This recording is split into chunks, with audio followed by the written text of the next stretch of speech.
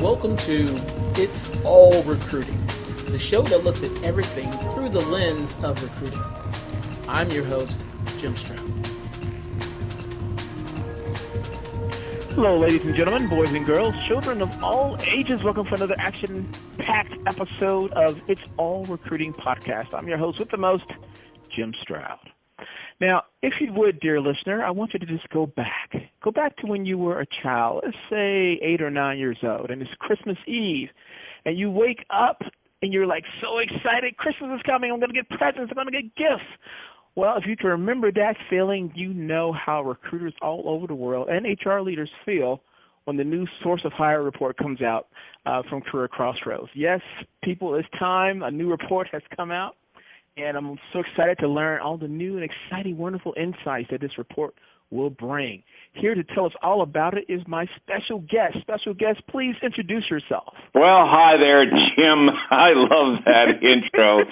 And, yes, I do look a little bit like Santa Claus. So that's probably the only thing that's related to this, my source of hire.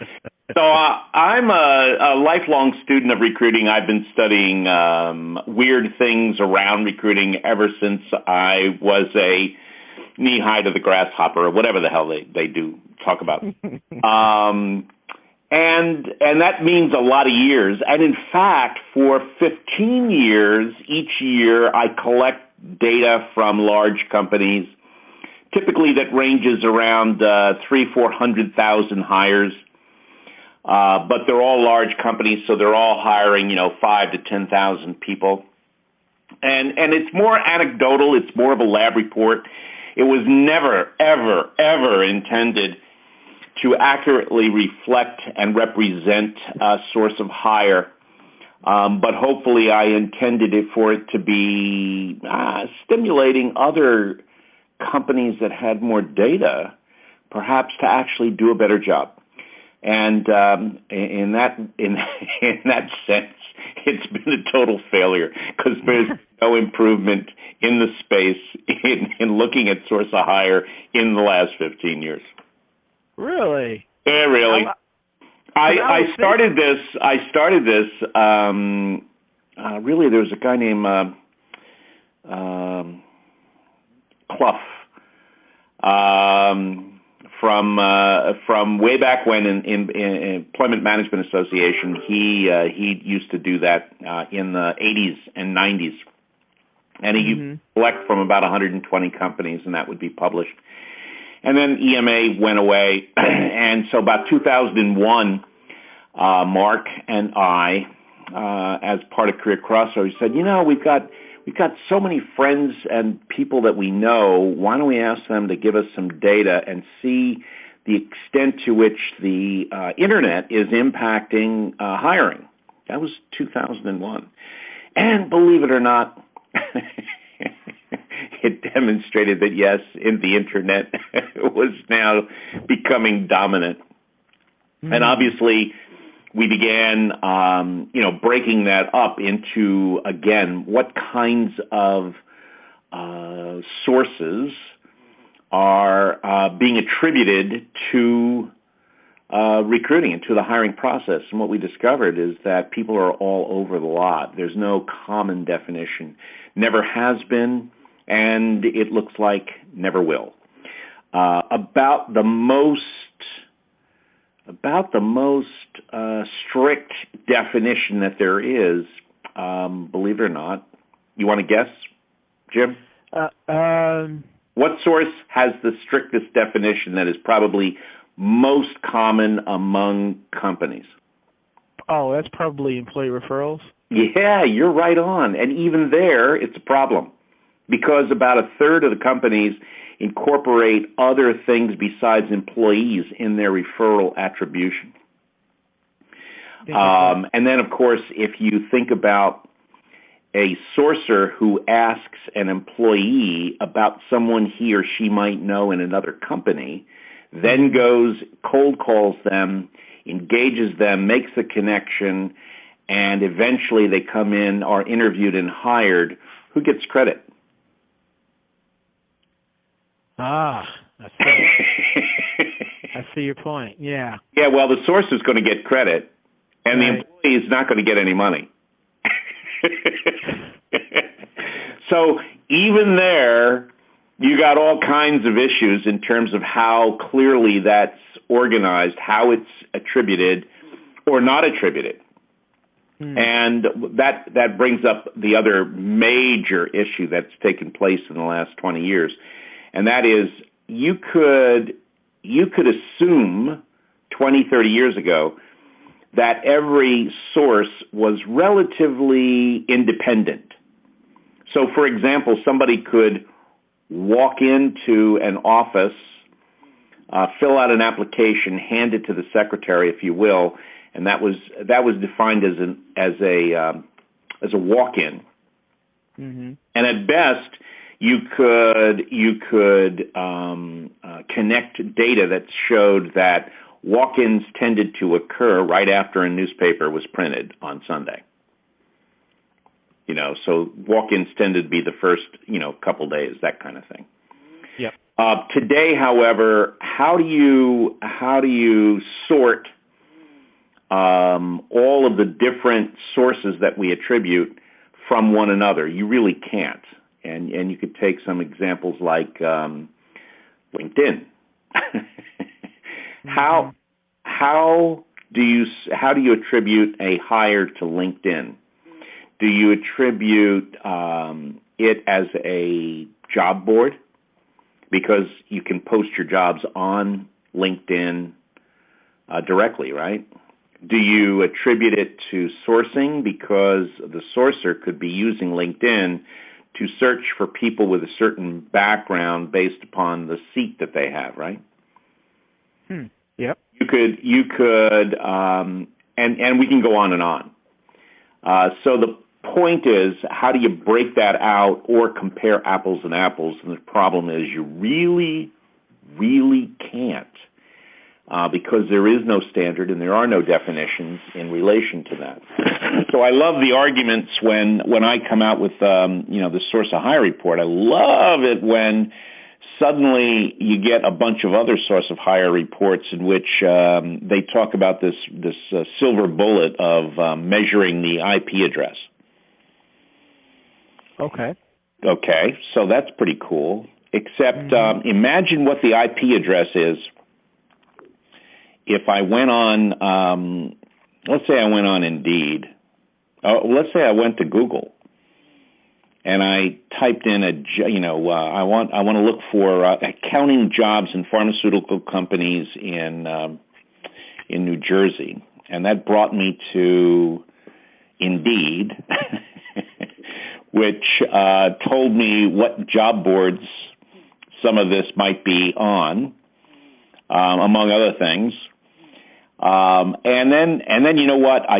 I stop at that point. I've made a list of a couple cool companies, and one of them, let's say, was J&J, and I realized that in my development across the street is a guy who works at J&J, and I walk across the street and I ask him, John,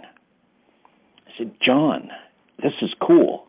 I see there's an opening just for a person like me over at your company. He goes, oh, yeah, sure, you'd be great.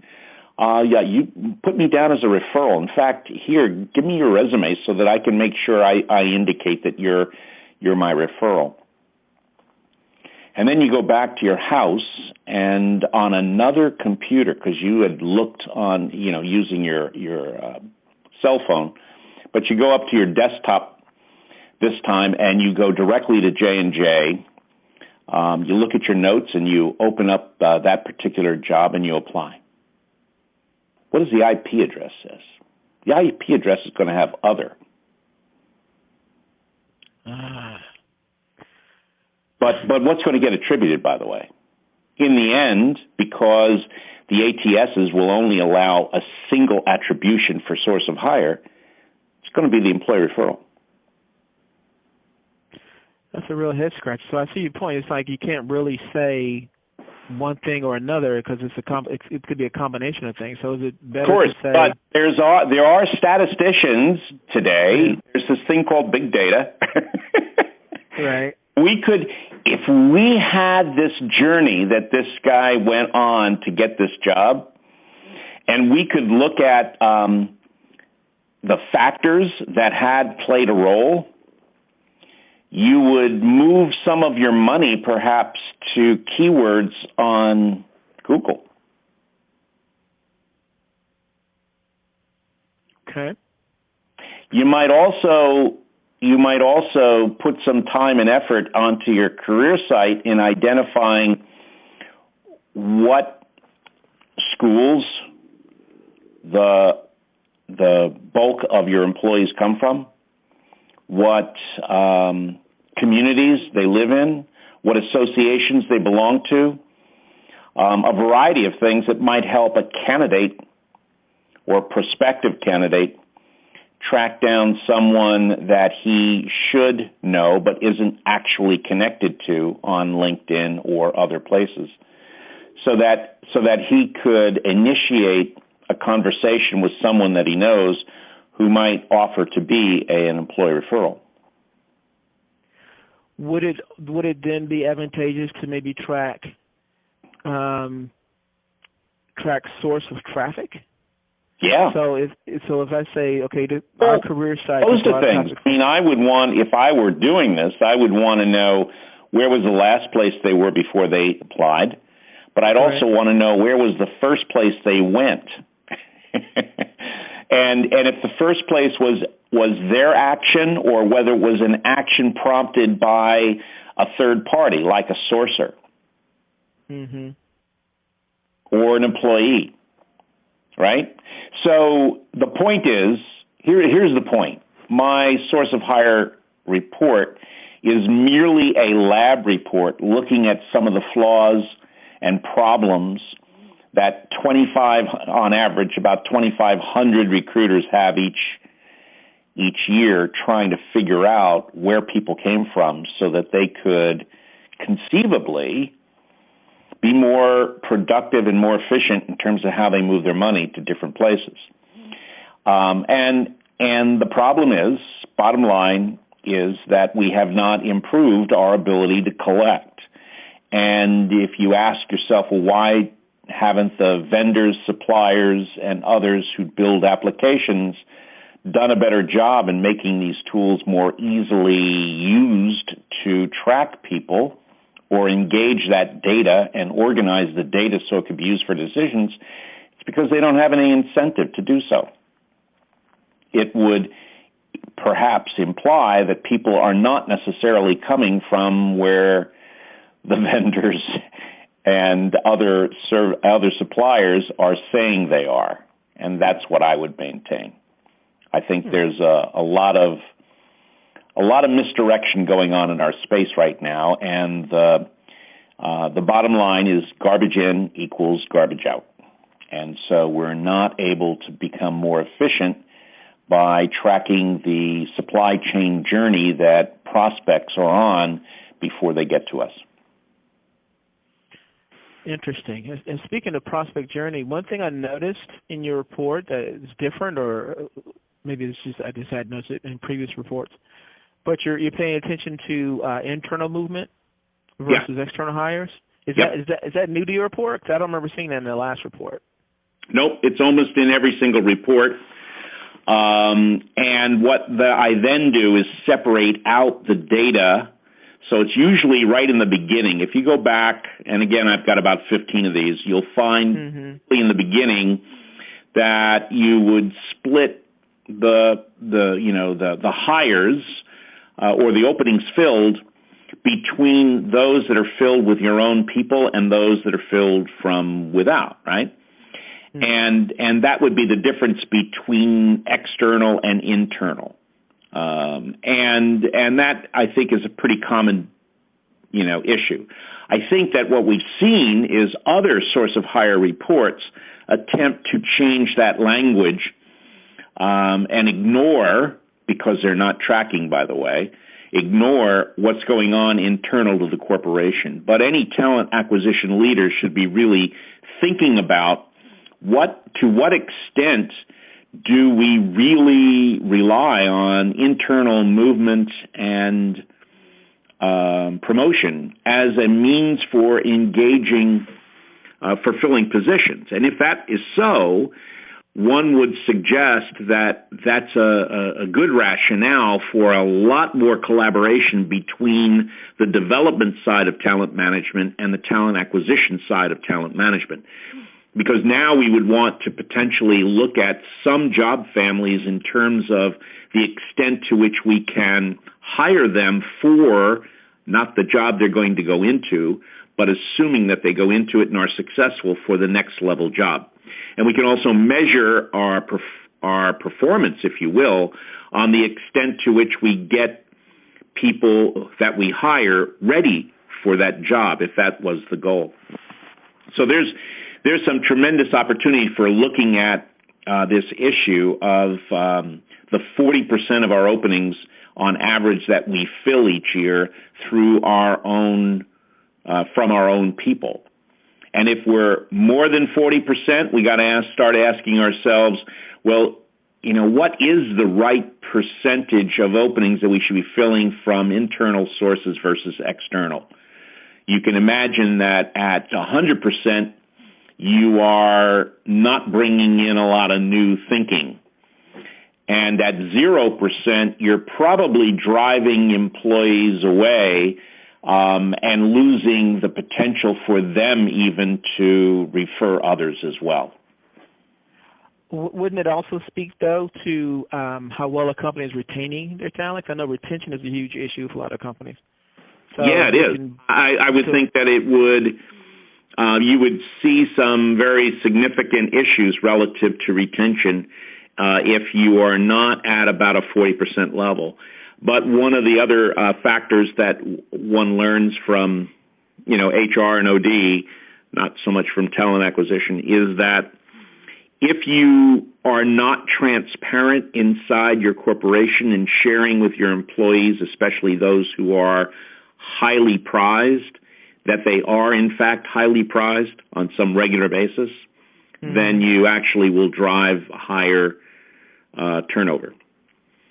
So it's not just a matter of the retaining is not just a matter of having openings and filling them with your own people. It's marketing that to them that you are in fact doing that, and that you are individually have the management skills to tell them appropriately that they're that they are being set up for a new job or not. And those skills are they're trainable, but a lot of companies miss that. Sure. One of the companies out there, Enterprise, they've been a multiple year winner of the Candidate Experience Awards, and one of the criticisms that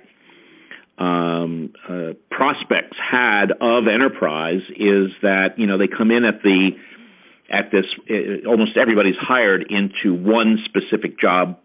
They work hard to learn the business of what Enterprise does, and then they have opportunities to grow and be promoted and all of that kind of stuff. And they have a fairly high turnover in the first year to 2 years when people realize that this isn't what they want to do with their life.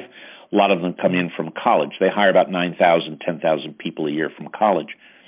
So that's a big issue. Is does Enterprise really promote and develop their people? And so one of the things they've done this year on their career site is put a promotion or movement indicator on their career site.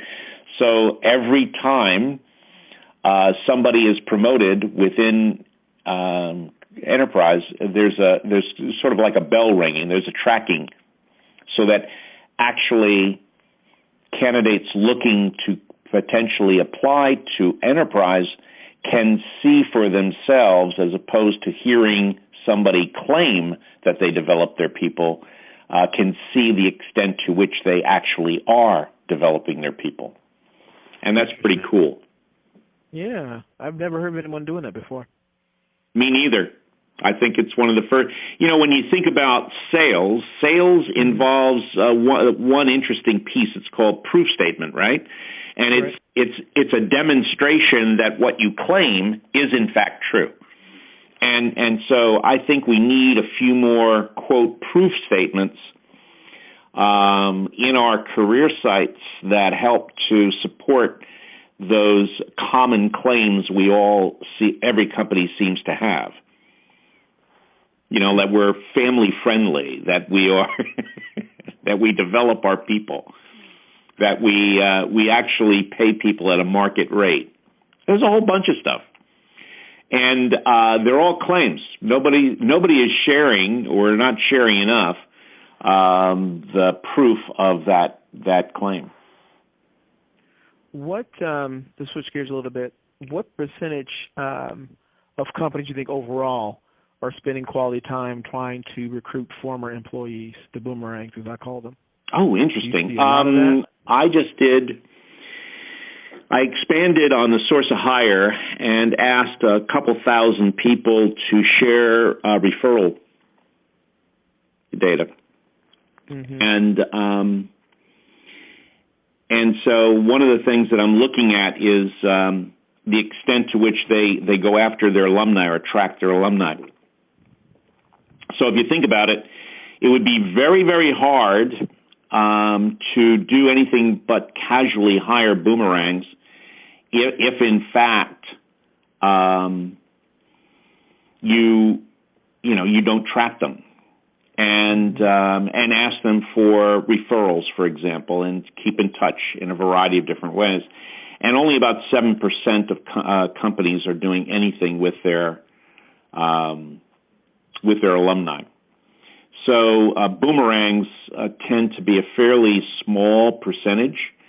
And in the source of hire report that I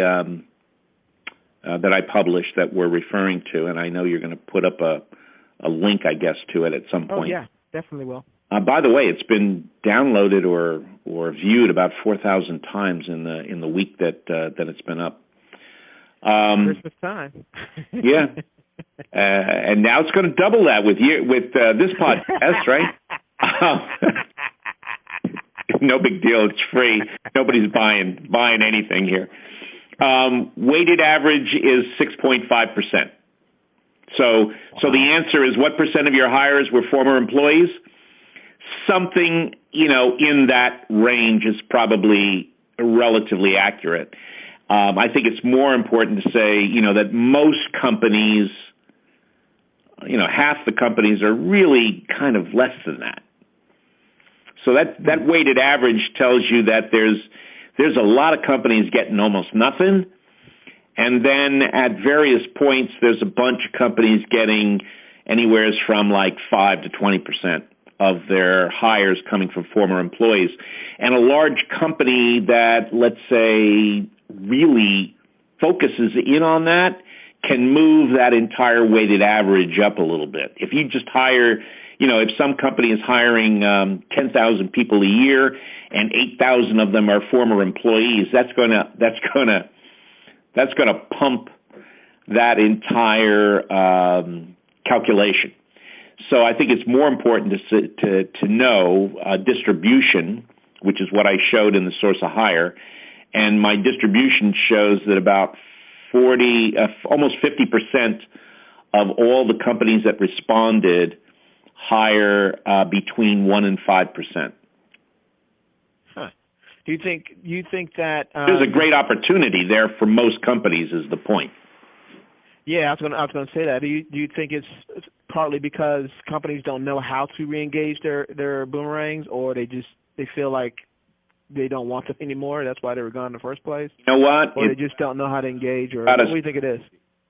Jim, it's about strategy. The issue, first and foremost, is, do you sit down on a regular basis with all of your, talent acquisition leaders and sit there and go, what are the opportunities that we're missing? And there's talent acquisition is loaded with extraordinary opportunities for raising the bar for yourself in terms of where you're truly not getting good value.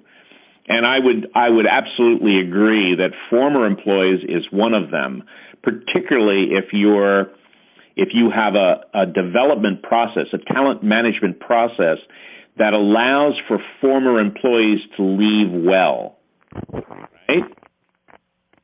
So if you celebrate, the opportunity that an employee has to go somewhere else, mm-hmm. and not all companies do that, you probably can maintain a relationship with them that's positive and that helps them feed you either by coming back at some point, or in financial services, you don't necessarily want the former employee to come back, right? But you want that former employee to send you names of all of the cool people that could come to you. So if I'm in financial services and an employee goes to another company that now uses my company as a consultant, you don't really want them back because your corporation is actually making money off of alumni. On the other hand, some of those alumni maybe have these cool interns or young folks who are working for them who need to get developed by going to a financial services firm. So it's context, right? So it's not only opportunity, it's the context of that opportunity in how you use it. Do you want to have great relationships with former employees? Yes, you do, with most of them. You want to know ahead of time whether or not an employee, if they were to leave, would be a regrettable loss, as opposed to, I can't wait for them to quit. Those individuals, you may not want their referrals, and you may not want them back. Right. So, you need to have a process by which people can fairly, and I do mean fairly, do this in the talent management space, and then obviously you want to make best use of it. Think about it. If you're a sourcer, one of the cool things would be to look at target companies and identify the names of people in those target companies who used to work for you and still are very loyal to you from a not from a negative point of view, but from a positive point of view, and would happily recommend referring people in their company who are good performers, but who don't fit their culture where they are now, but might fit the culture of the company they came from. Very good idea indeed. One other question, because I see the clock is ticking there. It's long been debated that job boards are dead, but they're still here. Is there anything in your research that suggests that job boards may be dying out finally, or? I can only predict with 100% accuracy that we will consistently say year after year that job boards are going to die.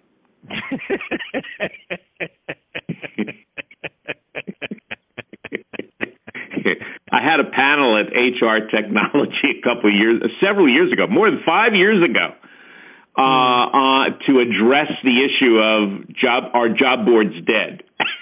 And the answer is no, they're not.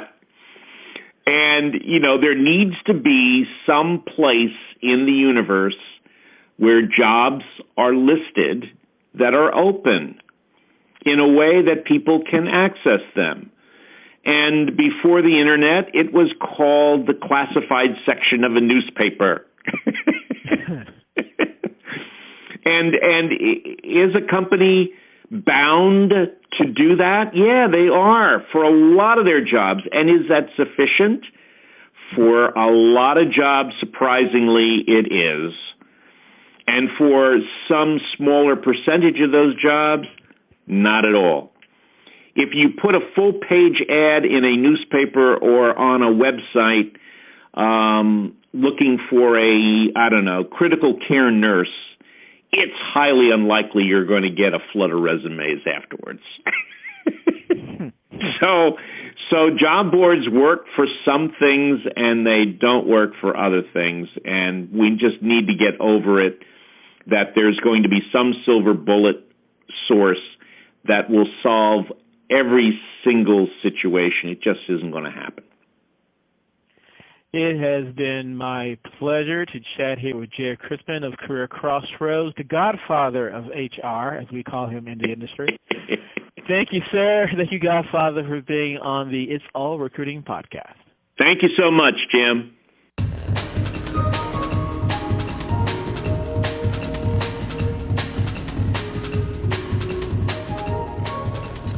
Thank you so much for listening. If you were not there, then I would be here talking to myself. So thank you for that.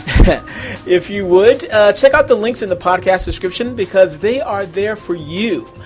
Finally, if you love what you heard, hate what you heard, or not quite sure what you just heard, I want to know about it. Connect with me on Twitter at Jim Stroud, or LinkedIn, or Google+, or pretty much anywhere you find me online. I'm everywhere. Okay, enough of that. Until next time, one last word spoken 3 times to my people at Randstad Sourceright. Love, love, love.